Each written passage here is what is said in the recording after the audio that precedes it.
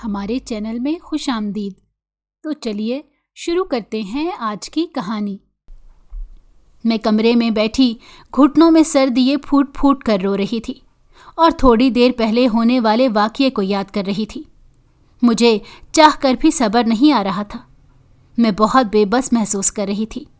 اس دنیا میں میرا کوئی بھی نہیں بچا تھا۔ ایک بھائی تھا، اسے بھی میرے تایا ابو نے باہر بھیج دیا تھا۔ اب اس گھر میں میری ایک کزن کے علاوہ میرا کوئی بھی دوست نہیں تھا اور نہ ہی کوئی میرا درد سمجھنے والا تھا۔ میری کزن پچھلے 2 دنوں سے اپنے ساتھیوں کے ساتھ گھومنے کے لیے ناران گئی ہوئی تھی۔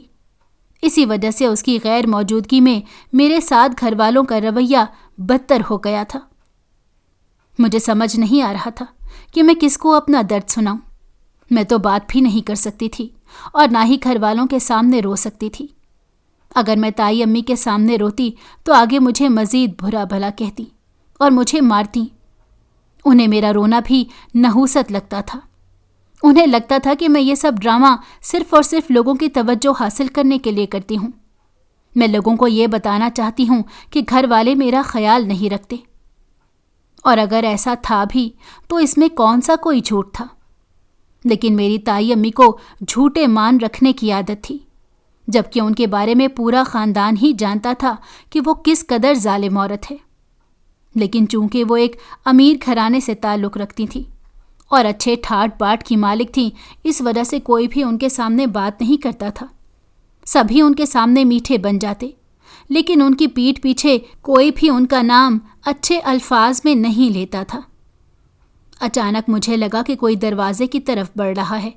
میں جلدی سے اٹھی اور دروازے کی کنڈی لگا لی۔ مجھے ڈر تھا کہ میرا کزن دوبارہ آ جائے گا اور مجھے خوفزدہ کرے گا۔ وہ ہمیشہ ایسا ہی کرتا تھا۔ جب بھی اسے یہ پتہ چلتا کہ میں کہیں اکیلی ہوں، وہ مجھے ڈرانے کے لیے آ جاتا۔ ایسا کر کے نہ جانے اسے کون سی تسکین ملتی تھی۔ ابھی تھوڑی دیر پہلے ہی چھت پر کپڑے ڈال رہی تھی۔ میں اپنے دھیان میں کھڑی تھی۔ مجھے بالکل بھی اندازہ نہیں تھا کہ وہ کب چھت کے اوپر چڑھا۔ جب میں کپڑے ڈال کر فارغ ہوئی تو مجھے اپنے پیچھے کسی کی موجودگی کا احساس ہوا۔ جب میں نے پیچھے پلٹ کر دیکھا تو وہاں پر وہ ایک ڈراؤنا ماسک پہنے کھڑا تھا۔ اسے دیکھ کر میں نے اپنے منہ پر ہاتھ رکھ لیا اور پھوٹ پھوٹ کر رونے لگی۔ میں کوشش کے باوجود چلا نہیں پا رہی تھی، جبکہ وہ میرے سامنے کھڑا اس چیز کے مزے لے رہا تھا کہ میں کس قدر بے بس ہوں۔ اچانک وہ میری طرف بڑھنے لگا۔ اس سے پہلے کہ وہ مجھے نقصان پہنچاتا یا مجھے ڈرانے کی کوشش کرتا، میں فوراً نیچے بھاگ گئی۔ میں اپنی تائی امی کے سامنے سے روتے ہوئے گزری تو مجھے روتا ہوا دیکھ کر وہ دوبارہ سے مجھے برا بھلا کہنے لگی، لیکن اس بار میں رکی نہیں اور اپنے کمرے میں آ گئی۔ پیچھے انہوں نے اپنے بیٹے کے ہاتھ میں ماسک کو دیکھ لیا تھا اور انہیں ساری کہانی سمجھ آ گئی تھی، لیکن انہوں نے اپنے بیٹے کو کچھ بھی نہیں کہا اور نہ ہی وہ اپنے بیٹے کو کچھ کہہ سکتی تھیں۔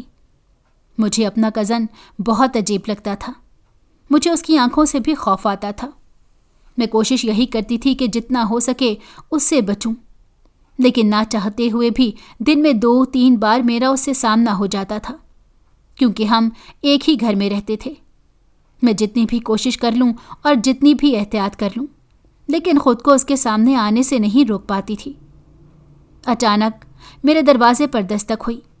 میں خوفزدہ ہو گئی اور سہمی ہوئی نظروں سے دروازے کی طرف دیکھنے لگی۔ میں سمجھی کہ میرا کزن آیا ہے۔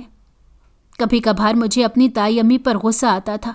وہ میرے کزن کو میرے کمرے میں آنے پر ڈانٹا کرتی تھیں، جبکہ وہ اپنے بیٹے کو اس چیز پر کچھ بھی نہیں کہتی تھیں، حالانکہ وہ ایک لڑکا تھا۔ نہ جانے میرے کزن نے ان کو کیا گھول کے پلایا تھا کہ ہر کوئی اسی کے گن گاتا تھا اور کوئی بھی اس کی بات سے انکار نہیں کرتا تھا۔ یہاں تک کہ میری دادی بھی، جو بلا شبہ مجھ سے بہت محبت کرتی تھی، لیکن انہیں اپنے پوتے کے سامنے کچھ بھی دکھائی نہیں دیتا تھا۔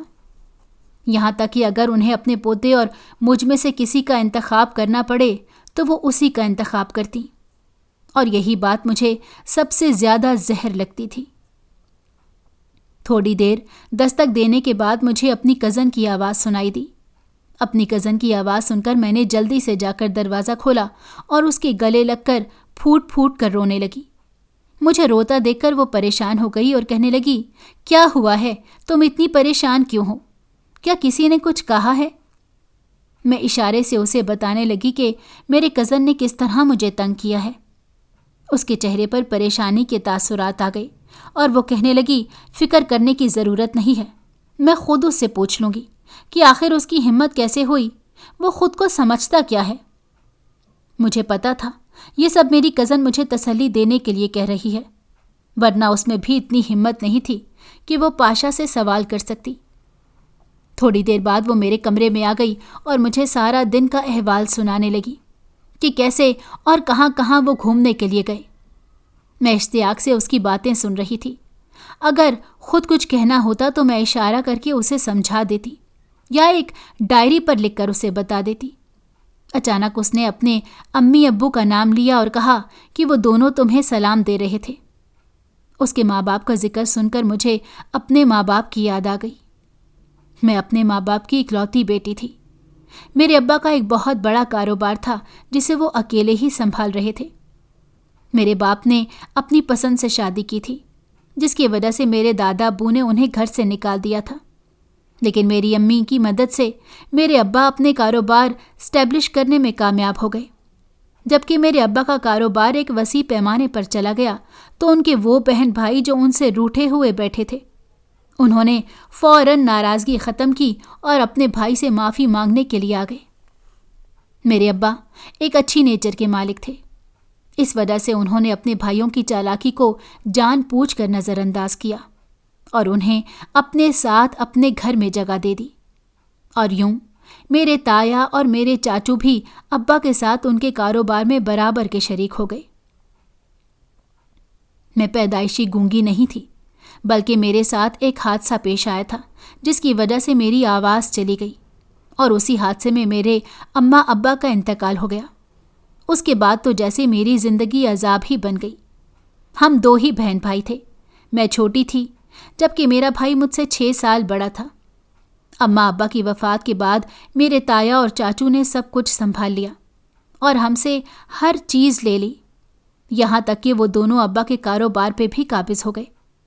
انہوں نے میرے بھائی کو تعلیم حاصل کرنے کے بہانے سے باہر بھیج دیا، کیونکہ وہ اچھی طرح جانتے تھے اگر وہ یہاں رہتا تو وہ ضرور کاروبار میں شامل ہو جاتا یا اپنا حصہ مانگتا، اور وہ ایسا بالکل بھی نہیں چاہتے تھے۔ وہ چاہتے تھے کہ ساری دولت صرف اور صرف ان کے پاس رہے۔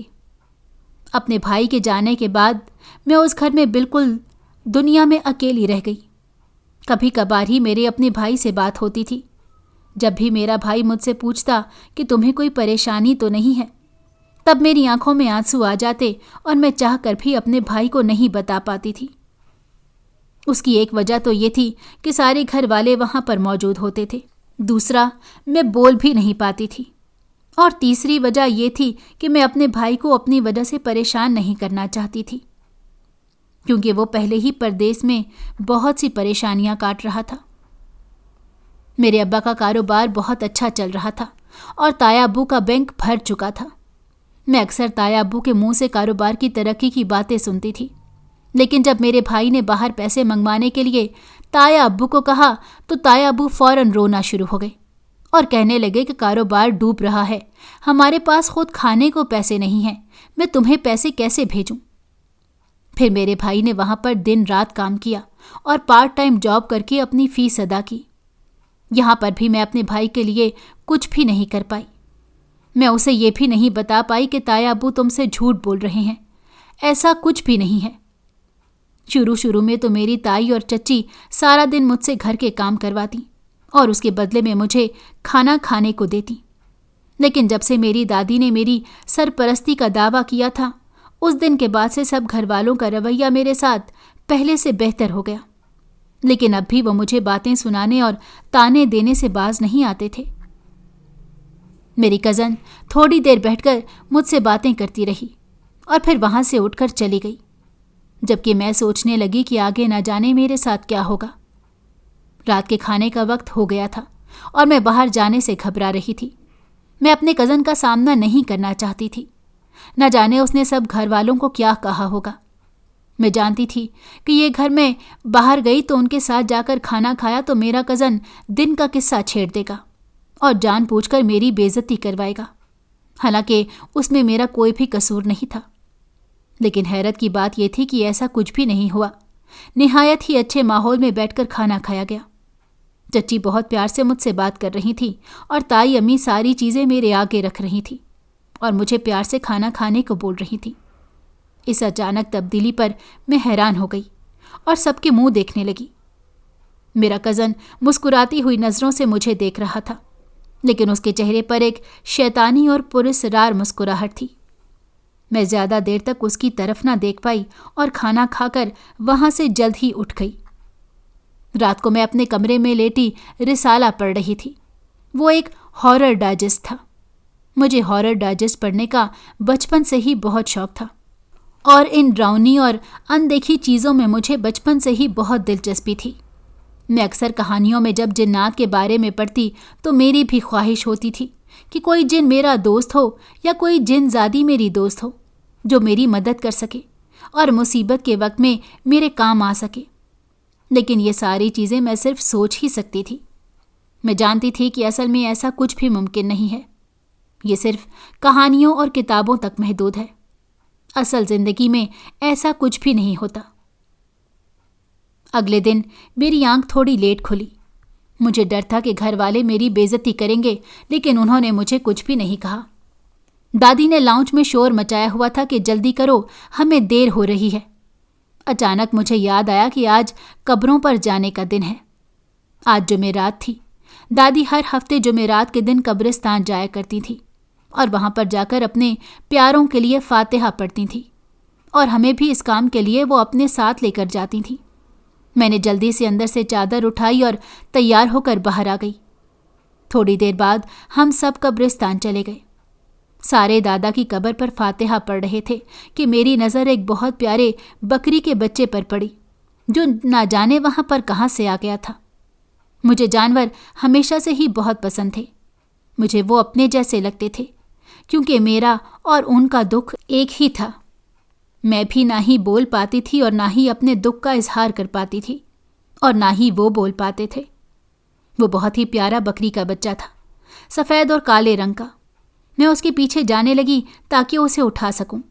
مجھے دیکھ کر وہ تیزی سے بھاگنے لگا۔ میں بھی بغیر سوچے سمجھے اس کے پیچھے بھاگنے لگی۔ نہ جانے کیوں مجھے یہ کرتے ہوئے مزہ آ رہا تھا اور اپنا آپ بچوں جیسا محسوس ہو رہا تھا۔ کافی دیر اس کے پیچھے بھاگنے کے بعد میں کھلے میدان میں نکل آئی۔ تب بھی میں نے اس چیز پر غور نہیں کیا کہ میں کہاں پر کھڑی ہوں۔ اچانک میرے پاؤں سے ایک پتھر ٹکرایا اور میں منہ کے بل زمین پر گر پڑی۔ میں نے دیکھا کہ میرے پاؤں سے خون نکلنے لگا تھا۔ اس کا ناخن اکھڑ گیا تھا۔ تکلیف کا احساس شدید تھا۔ میں نے جب گردن اٹھا کر آس پاس دیکھا تو وہ ایک ویران جگہ تھی۔ یہ جگہ میں نے آج سے پہلے کبھی نہیں دیکھی تھی۔ میں میدان کے بیچوں بیچ چپ چاپ بیٹھی ہوئی تھی، جبکہ چاروں طرف ایک گہرا اور گھنا جنگل تھا۔ مجھے یہ بھی نہیں یاد تھا کہ میں کس طرف سے اس میدان کے اندر داخل ہوئی ہوں۔ اچانک مجھے خوف محسوس ہونے لگا۔ میری آنکھوں میں آنسو آ گئے۔ مجھے شدت سے اپنی غلطی کا احساس ہو رہا تھا۔ کیا ضرورت تھی مجھے یہاں پر آنے کی؟ دوسرے مجھے اس چیز پر بھی حیرت ہو رہی تھی کہ کوئی میرے پیچھے اب تک کیوں نہیں آیا تھا۔ انہوں نے مجھے یہاں پر آتے ہوئے نہیں دیکھا؟ ایسا تو ممکن نہیں تھا۔ حالانکہ جب میں بکری کے بچے کے پیچھے آ رہی تھی تب میری کزن مجھے دیکھ رہی تھی اور میں نے اسے اشارہ بھی کیا تھا، تو وہ میرے پیچھے کیوں نہیں آئی؟ لاکھوں سوالات تھے جو میرے ذہن میں چل رہے تھے۔ ان میں سے میرے پاس کسی کا بھی جواب نہیں تھا۔ میں زیادہ دیر وہاں پر نہیں بیٹھ سکتی تھی کیونکہ جنگل سے جانوروں کے غرانے کی آوازیں آ رہی تھیں۔ اگر کوئی بھی جنگلی جانور یہاں پر آ نکلتا تو مجھے نوچ کھاتا اور گھر والوں کو میرا نام و نشان تک نہیں ملتا۔ میں وہاں سے اٹھ کھڑی ہوئی اور لڑکھڑاتے ہوئے چلنے لگی۔ میرے پاؤں میں شدید تکلیف ہو رہی تھی، لیکن مجھے کسی طرح اس میدان اور جنگل سے باہر نکلنا تھا۔ کافی دیر چلنے کے بعد بھی میں وہاں سے باہر نہیں نکل سکی۔ شام کے سائے بلند ہو رہے تھے، اس کے ساتھ ہی جانوروں کی آوازیں بڑھتی جا رہی تھیں جو ماحول کو مزید دہشت ناک بنا رہی تھیں۔ اچانک مجھے یوں محسوس ہوا جیسے ایک درخت کے قریب کوئی شخص کھڑا ہو۔ اس شخص کو دیکھ کر میں خوش ہو گئی اور تیزی سے اس کی طرف بڑھی۔ مجھے یقین تھا کہ یہ انسان میری مدد ضرور کرے گا۔ کافی دیر بعد مجھے جنگل میں ایک انسان نظر آیا تھا۔ اس نے کالے رنگ کا لباس پہن رکھا تھا، جبکہ اس کے کندھوں پر ایک کالے رنگ کی شال پڑی ہوئی تھی۔ وہ دور سے ہی ایک اچھے گھرانے کا لگ رہا تھا۔ مجھے لگا کہ وہ یہاں پر شکار کرنے کے لیے آیا ہے۔ میں اسے تھوڑے ہی فاصلے پر تھی، چونکہ میں اسے آواز نہیں دے سکتی تھی اور نہ ہی اپنی مدد کے لیے پکار سکتی تھی، لہٰذا بہت تیزی سے اس کی طرف بڑھنے لگی تاکہ اس کو اشارے سے اپنی بات سمجھا سکوں۔ مجھے اب شدید حیرت ہو رہی تھی۔ جیسے جیسے میں اس کے پاس جا رہی تھی ویسے ویسے وہ مجھ سے دور ہوتا جا رہا تھا۔ کافی دیر چلنے کے بعد بھی میں اس تک نہیں پہنچ پائی، جبکہ ہم دونوں کے درمیان فاصلہ اب بھی اتنا ہی تھا۔ یکدم ہی مجھے خوف محسوس ہونے لگا۔ اس سے پہلے کہ میں بے ہوش ہو کر گرتی یا اپنے آپ سے بیگانہ ہو جاتی، اچانک وہ نوجوان میری طرف خود ہی پلٹ کر دیکھنے لگا۔ اسے دیکھ کر مجھے ایسا لگا جیسے کہ میں کسی اور ہی دنیا میں آ گئی ہوں۔ اس قدر حسین انسان میں زندگی میں پہلی بار دیکھ رہی تھی۔ آخر کوئی اتنا خوبصورت کیسے ہو سکتا ہے؟ بلا شبہ وہ حسن کا مجسمہ تھا۔ میں نے اس کی آنکھوں میں دیکھا۔ وہ مسکراتی ہوئی نظروں سے میری طرف ہی دیکھ رہا تھا۔ اچانک میرا دل تیزی سے دھڑکنے لگا۔ اس سے پہلے کہ میں ہاتھ کے اشارے سے اسے سمجھاتی، یکدم ہی وہ میری نظروں کے سامنے سے اوجھل ہو گیا۔ میری حالت ایسے ہو گئی جیسے کاٹو تو بدن میں لہو نہیں۔ یعنی وہ کوئی عام انسان نہیں تھا، وہ کوئی اور ہی مخلوق تھی۔ ویسے تو مجھے جنات کے بارے میں پڑھنے کا اور جاننے کا بہت شوق تھا، لیکن آج جب میں نے خود اس چیز کو دیکھا تو میری حالت بھی ان لوگوں سے مختلف نہیں تھی جو ان سے خوفزدہ ہوتے ہیں۔ میں سمجھنے کی کوشش کر رہی تھی کہ یہ میرے ساتھ کیا ہوا ہے، جب مجھے اپنے پیچھے دوبارہ کسی کی موجودگی کا احساس ہوا۔ اب مجھ میں اتنی ہمت نہیں تھی کہ میں پلٹ کر دیکھوں۔ اچانک کسی نے زور سے میرا بازو پکڑ کر اپنی طرف موڑا۔ میرے بازو میں یکدم شدید درد نکلا۔ میں نے دیکھا وہ میرا کزن تھا۔ اسے دیکھ کر میں پھوٹ پھوٹ کر رونے لگی۔ ٹھیک ہے، آج زندگی میں پہلی بار مجھے اس کی موجودگی خوفزدہ نہیں کر رہی تھی۔ مجھے یوں روتا دیکھ کر وہ پریشان ہو گیا اور کہنے لگا، کیا ہوا ہے؟ تم یہاں پر کیا کر رہی ہو؟ تم نے ہم لوگوں کو پریشان کر دیا تھا۔ تمہیں اندازہ بھی ہے میں کتنی دیر سے تمہیں ڈھونڈ رہا ہوں۔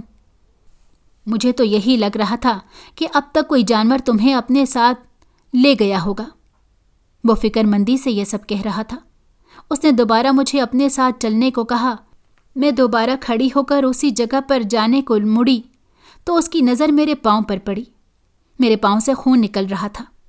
اس نے مجھے سہارا دیا، نہ چاہتے ہوئے بھی میں اس کے سہارے پر چلنے لگی۔ میرا دھیان ابھی بھی اس انسان کی طرف اٹکا ہوا تھا جس کو میں نے جنگل کے بیچوں بیچ دیکھا تھا۔ نہ جانے وہ کیا چیز تھی۔ تمام گھر والے ابھی تک قبرستان میں ہی پریشان نظر آ رہے تھے۔ مجھے دیکھ کر میری تائی امی پریشانی سے میری طرف بڑھیں اور کہنے لگیں، کہاں چلی گئی تھی؟ تم نے ہمیں پریشان کر دیا تھا۔ باقی لوگ بھی میرے لیے پریشانی کا اظہار کر رہے تھے۔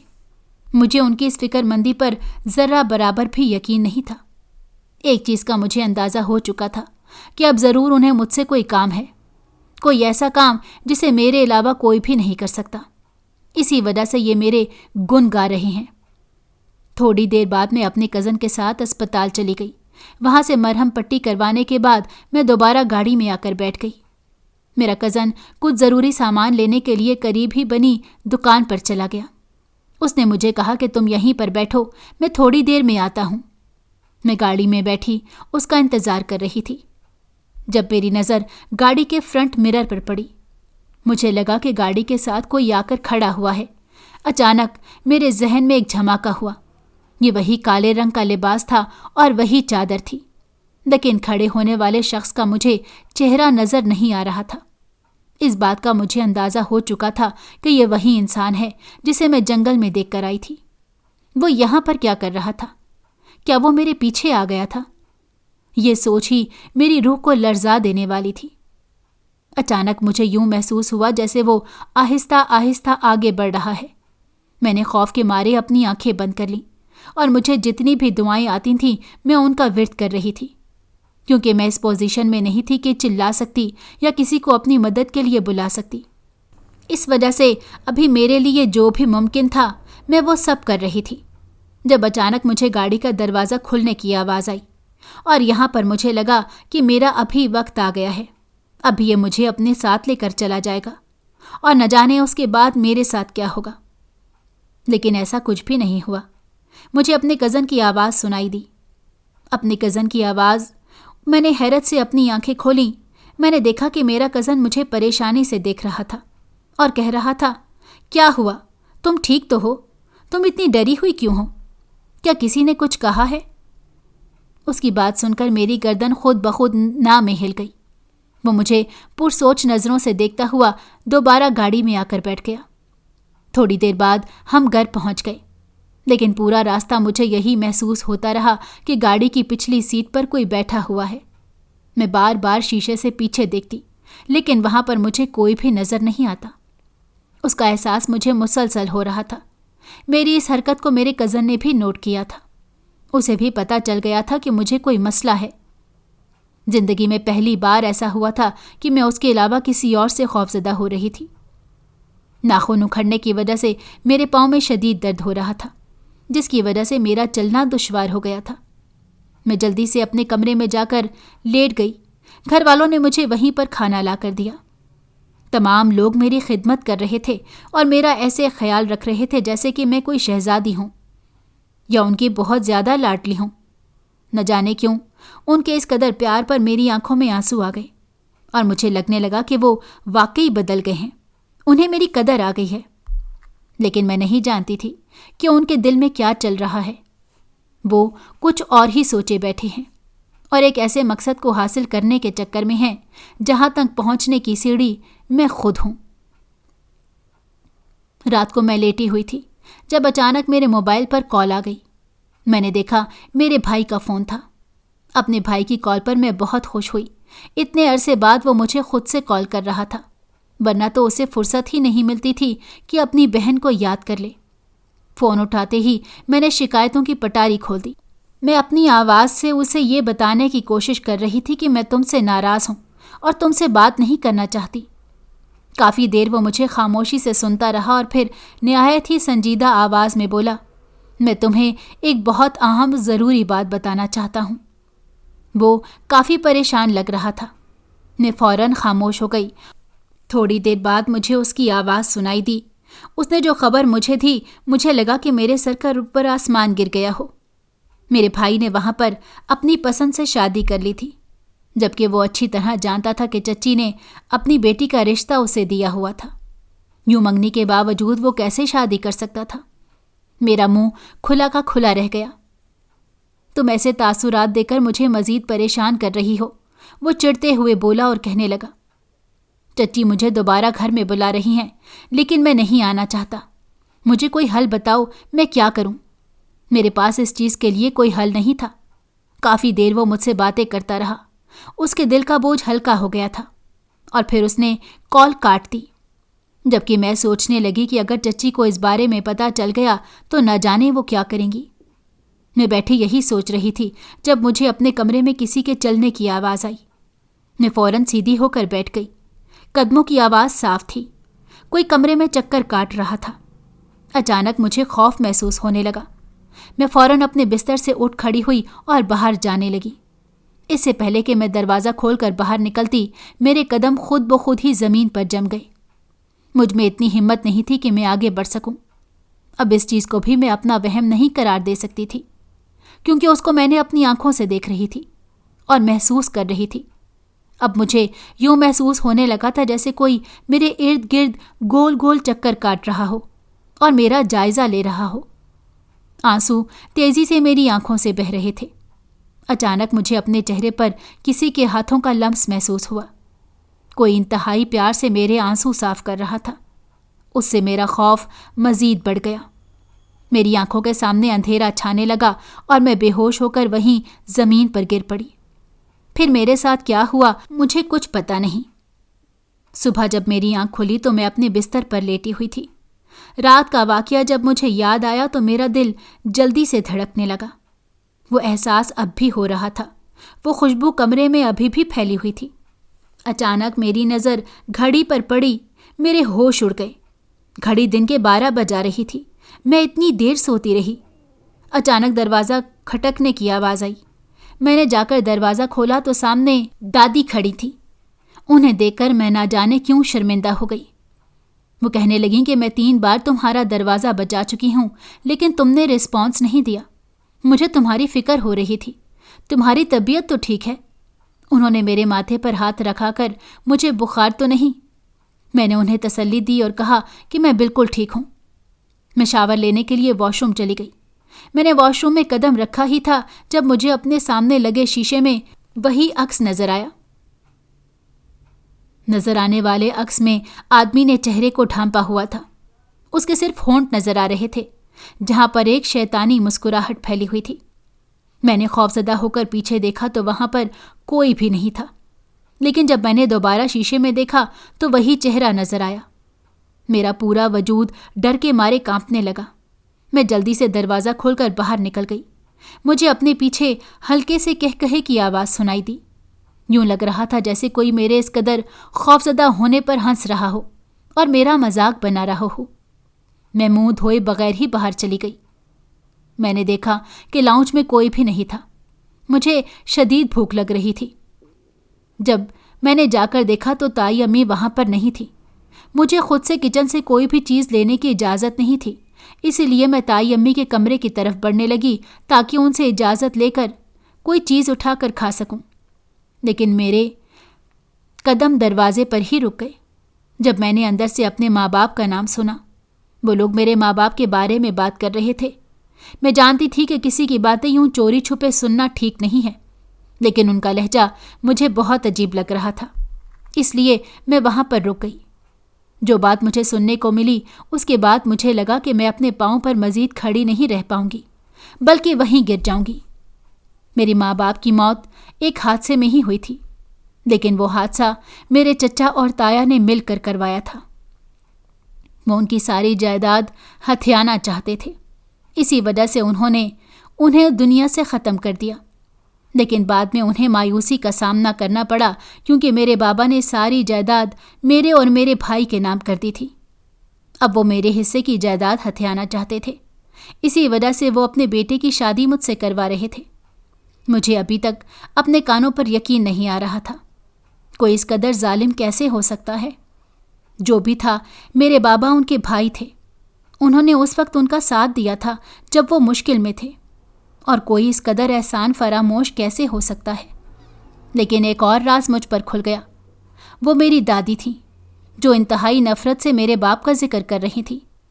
میرے بابا ان کی سگی اولاد نہیں تھے اور میرے چچا اور تایا بھی میرے سگے نہیں تھے۔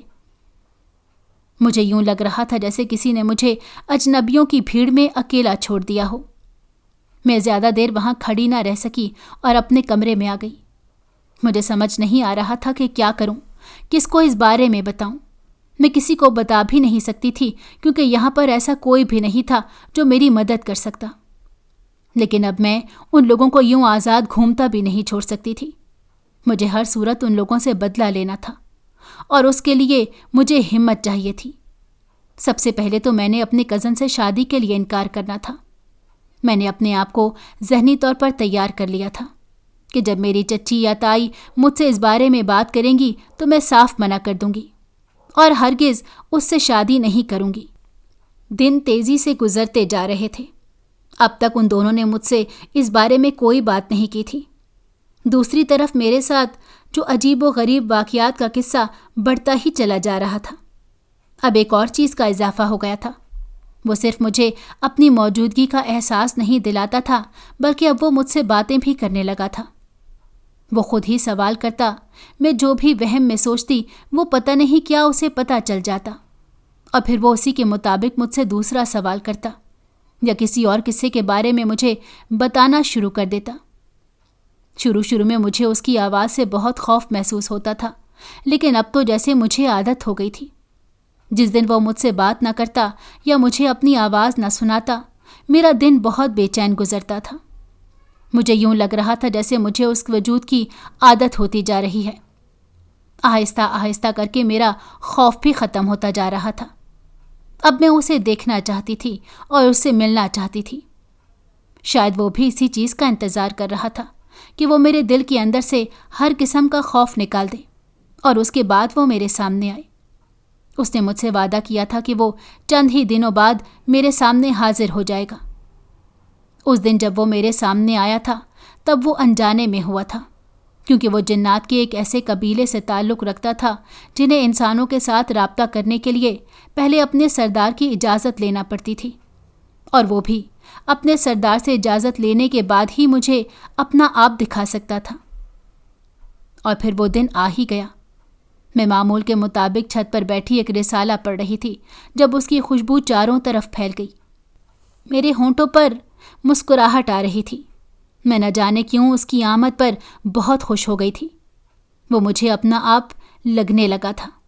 میں چاروں طرف دیکھنے لگی لیکن وہ مجھے کہیں بھی نظر نہیں آیا۔ اچانک میرے کان میں ایک ہلکی سی آواز میں سرگوشی ہوئی، اتنی بھی کیا جلدی ہے مجھے دیکھنے کی؟ اس کی اس بات پر میں نے برا سا منہ بنایا۔ دیکھتے ہی دیکھتے میرے سامنے بہت سارا دھواں اکٹھا ہونے لگا۔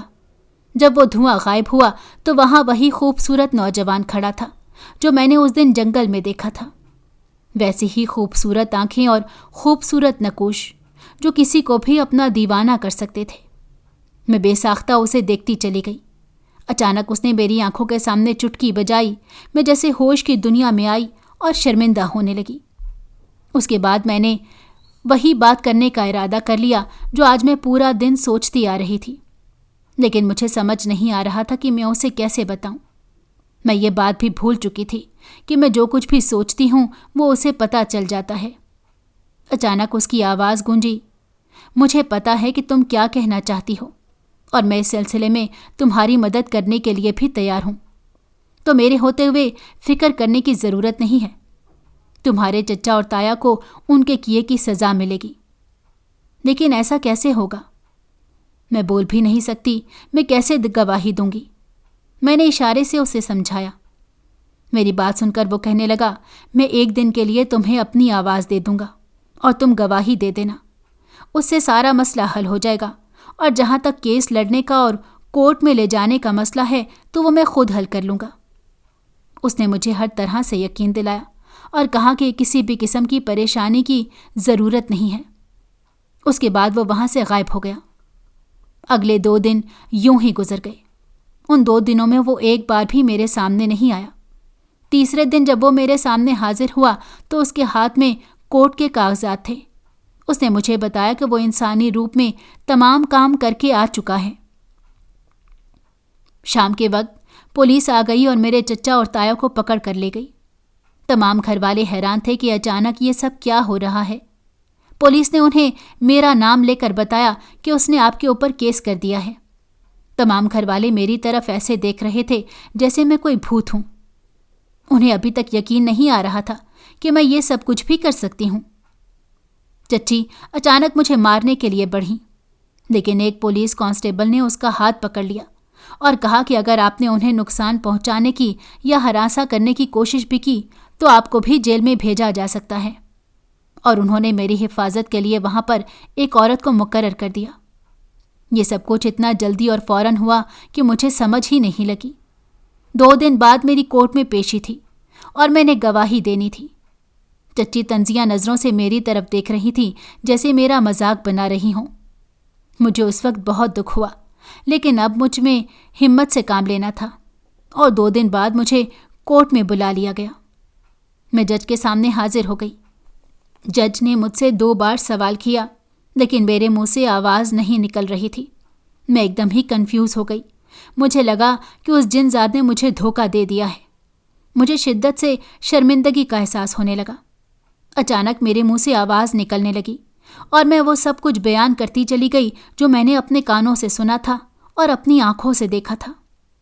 میرا بیان لینے کے بعد جج صاحب کو کچھ اور ثبوت لا کر دیے گئے، جن میں چچا اور تایا کی آپس میں باتوں کی ریکارڈنگ بھی شامل تھی۔ لہٰذا میرے چچا اور تایا کو تمام عمر جیل کی سزا سنا دی گئی۔ دوسری طرف ساری دنیا حیران تھی کہ میں بول کیسے پڑی۔ کوئی کہہ رہا تھا کہ یہ معجزہ ہوا ہے اور کوئی کہہ رہا تھا یہ سب کچھ جادو سے ہوا ہے۔ ہر کسی کے اپنے خیالات تھے، لیکن مجھے اب کسی بھی چیز سے فرق نہیں پڑتا تھا، اور وہ میں خود نہیں بول رہی تھی بلکہ وہ جن ذات بول رہا تھا۔ اس کے جادوئی کی وجہ سے میرے ہونٹ اس انداز میں ہل رہے تھے کہ سب کو پتہ چلے کہ وہ آواز میری ہی ہے۔ میں اس بات کا جتنا بھی شکر ادا کرتی کم تھا۔ اور اس کے بعد میں نے اپنے بھائی کو ویڈیو کال کی اور اسے ساری کہانی سمجھا دی۔ میرا بھائی پہلے تو یہ سن کر بہت حیران ہوا اور پھر اسے دکھ بھی ہوا۔ وہ میری ہمت پر حیران و پریشان تھا کہ آخر میں نے اتنی ہمت کیسے کر لی۔ اس نے مجھ سے پوچھا کہ تمہارا ساتھ کس نے دیا، تو میں نے اسے کہہ دیا کہ اپنی ایک دوست کی مدد سے میں نے یہ سب کیا ہے۔ میرے تایا اور چچا، باقی خاندان بھی ہمارے گھر سے نکل کر جا چکا تھا۔ میرا بھائی واپس آ گیا تھا۔ اس نے دوبارہ سے اپنے ابا کا کاروبار سنبھال لیا تھا۔ میری بھابھی بہت اچھی تھی، جو میرا ہر طرح سے خیال رکھتی تھی۔ اس دن کے بعد جن ذات دوبارہ غائب ہو گیا۔ میں دن رات اس سے یاد کرتی تھی، لیکن کہیں سے بھی اس کی کوئی خبر نہیں مل رہی تھی۔ میرے پاس اس سے رابطہ کرنے کا کوئی ذریعہ بھی نہیں تھا۔